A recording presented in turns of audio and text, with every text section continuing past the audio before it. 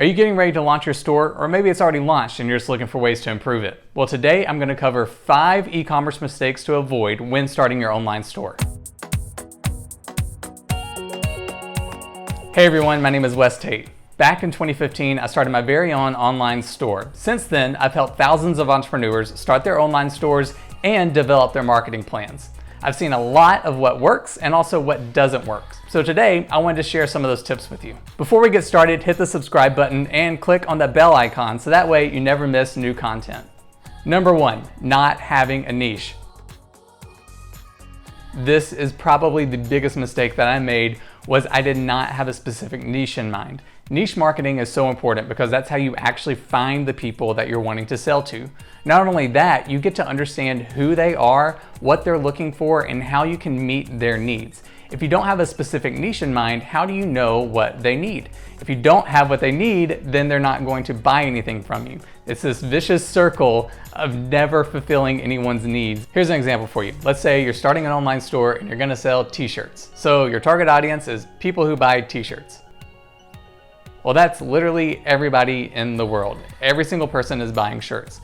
You need to break that down into smaller segments of people that are looking for shirts. Is it men who golf on the weekends? Is it men who like fitted shirt? Is it women who work out daily? Is it moms that like baggy, cute t-shirts? You need to have a specific niche in mind so that way you can figure out what they want, what they need, what they're interested in, and then you can meet those needs, which is going to increase your sales. It also helps you with marketing, right? Not every niche is in the same place. Some people are really on TikTok right now. Some people are still hanging out on Facebook, while others are only on Instagram.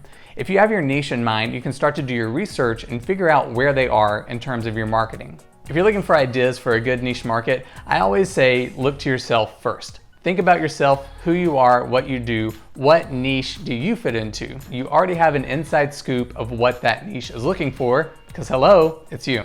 Number 2, not collecting email addresses. If I could go back in time and punch myself in the face for not collecting email addresses, I would, I promise you. Email marketing still has the highest return on investment out of any other marketing channel out there. It's about $42 for every $1 spent. That's what you get in return. I spend $1 on email marketing, I get $42 in return. And there's so many email marketing platforms out there that have starting plans of $0, so I can spend $0 on an email campaign and still get money in return. Why did I not collect these email addresses? That is a no-brainer. Now, here's where I made my mistake. When I started my online store, I offered a discount, which lots of people do, and you probably should too. It's a nice way to get those first sales in, maybe get your first couple of reviews going. It's a great way to encourage friends and family to place orders from you. So it's nice to be able to say 10% off, 15% off, 20% off. However, I made the mistake of just giving out the code. Here, 15% off. I was tweeting it, posted it on social media, but here's the problem. I didn't get anyone's email address, so I can't communicate back to those people that showed interest in my store ever again.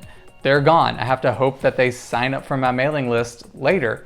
The best thing that you can do is when you're giving out a promotional code is to have it set up automatically for them to put in their email address and then you email them that discount code. It's a fair trade-off and people are very willing to do it. I sign up for promotional emails all the time and I'm sure you have too. So whatever you do, please collect your email addresses. Number 3, not having an About Us page. Now the About Us page is very easy to overlook, right? You're more interested in your product descriptions, what your promotional photos look like, setting up email addresses. About Us is kind of like lower ranked, and it really shouldn't be. You need to move that up to the top. This is especially important right now, given all the circumstances happening in the world. People are looking more and more to small businesses to help support them versus the bigger retails. We've seen that a lot in the restaurant industry, and we're gonna see that a lot more and more in the retail industry as well. Having a really great About Us page is actually something that I benefited from. I took the time to explain my journey, how I started in Alabama and then moved to Los Angeles. I told why I moved, what I started my store for, how people making purchases help support me and my dream and my vision and my goals and what I'm doing. and it gets people excited. People get excited for you and they want to be a part of your journey and your experience. So if you take the time to explain yourself and tell about your store, tell people where the inspiration came from, where the name for the store came from, these are all great ways to connect with your target audience. Number 4, overspending on samples. Now, ordering samples is a very important part of the whole process. You need to know that your designs work. You need to know that the products that you're selling are what you're selling.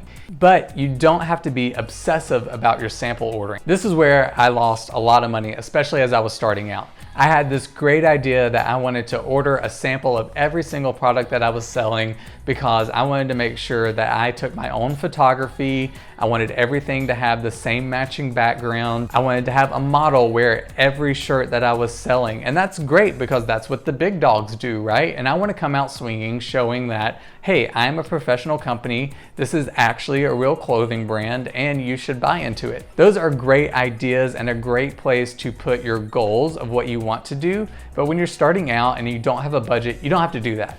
It's important to say, okay, yeah, this is the shirt that I want to sell. I tested out my designs. The printing quality is good. This is the brand that I want to go with. This is the cut that I want.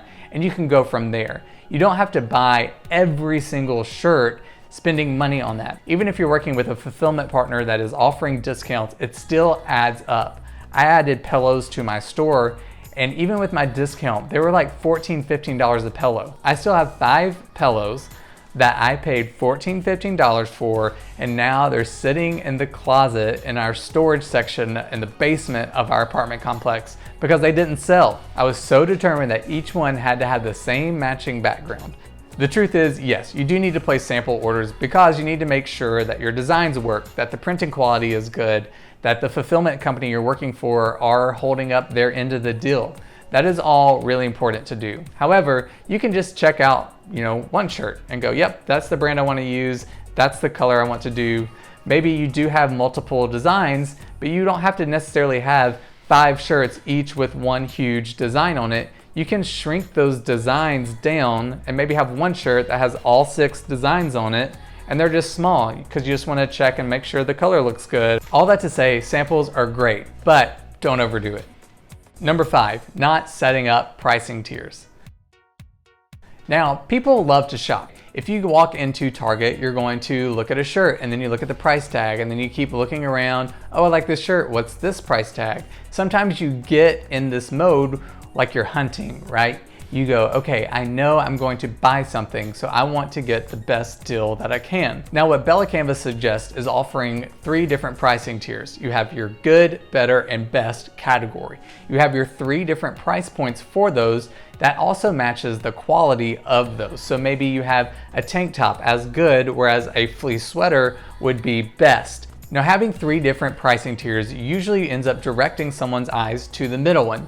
Maybe they understand they don't want the cheap one and they don't want the more expensive one, so they can settle in on the middle price. Also, having pricing tiers is really great because maybe you have friends and family that want to purchase from you, but they don't necessarily want to really spend that much money, but they want to show your support. So now, instead of buying 1 product from your middle pricing tier, they might buy 2 from your lower pricing tier, which might be more than what they would have bought if they just stuck to the middle or highest pricing tier. I encourage you to take your time to play around with your products that you're wanting to sell. Maybe look specifically for products that you can put in your lowest pricing tier. Maybe you can add a notebook or enamel pins, cell phone cases, products like this that you might be able to get for cheaper from fulfillment companies. And those are the 5 e-commerce mistakes to avoid when starting your online store. I hope you found this really helpful. If you did, please like and share it with your friends and subscribe to my channel. If you learned something new today, why don't you drop a comment below and let me know what it was.